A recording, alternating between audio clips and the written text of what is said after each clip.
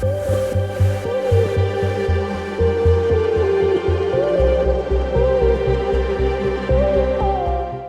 it's Brandon from ThirstGym.com. Today we're talking about exercise called the suspended cambered bar. Good morning.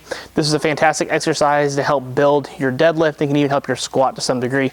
You are going to want a cambered bar of some sort, and then you want it suspended in straps. So you're probably going to need a monolift or a way to put straps in like your power rack to be able to do this.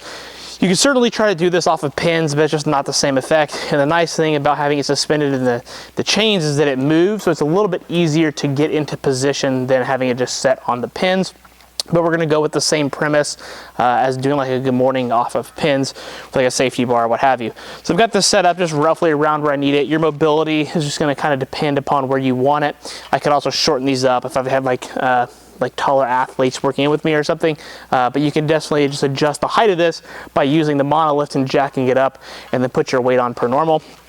A good rule of thumb for me is I usually like it somewhere between the belly button and the chest for most people to figure out where your height would be, and then you can kind of gauge from there. But then what we're going to do to get into position here, put my hands on the side or down here, whatever's comfortable for you. I'm going to move it forward so it's a little bit easier for me to get in position.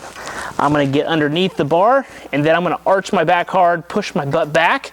I can already feel tension in my back, my glutes, and my hamstrings in this position. I technically don't need my hands here, it just makes the exercise more comfortable. But then as I do that, I want to make sure my back stays tight. The bar is right where my squat bar would be if I was going to squat. So I don't have it super high up on my neck, but I also don't have it super low on my back, just right where I would have my normal squat bar.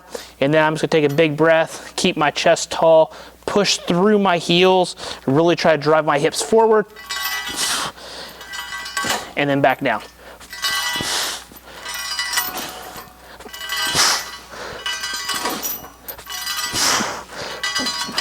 One more. So as you can see, I'm really hinging my butt back. I'm not trying to bend my knees. The number one mistakes people make from like a suspended good morning is they really bend their knees and they start to make it almost like an Anderson squat or a squat. We want to make sure my knees are pushed back and my hips are loaded strong as I go to come up and out of the bottom of that. Now, because it is suspended, it is going to be harder than like a regular good morning. And the reason I like this for the deadlift in particular is because we're starting from that dead stop position, working on pushing through the floor, driving with our glutes and our hips to actually get that weight up. The cambered bar is also going to keep the weight more out in front. So if I have like a significant amount of weight up here, as I go to do that, the weight is really far forward, making it more challenging from the bottom of the position, which like a deadlift is usually how that's going to be. But the cambered bar is also a little more comfortable because we can hold on here and not have to have our hands up where we have a squat bar. So for this, I personally like using these as a supplemental based movement. I know back in the West Side days, they would use these as their max effort movements. I kind of go away from that, but you certainly could use this as like a main movement for the day if you really wanted to, doing a heavy double, triple, single, something like that. Because it is suspended, it is concentric based, it is easier to recover from than like a regular good morning where you have to go down and get that big eccentric overload. You can kind of avoid that here.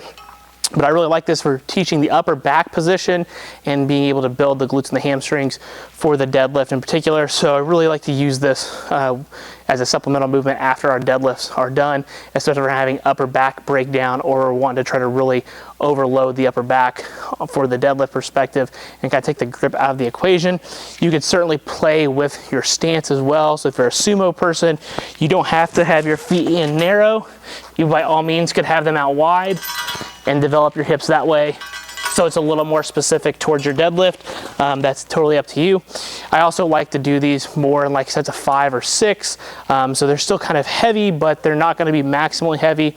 Or if we do 3s, I'll have like RPE caps of like 8 or 8.5, just so that we're not going all the way balls out on this exercise. We can recover from it and move on to the rest of our accessory work. So if you got any questions, let me know in the comment section below.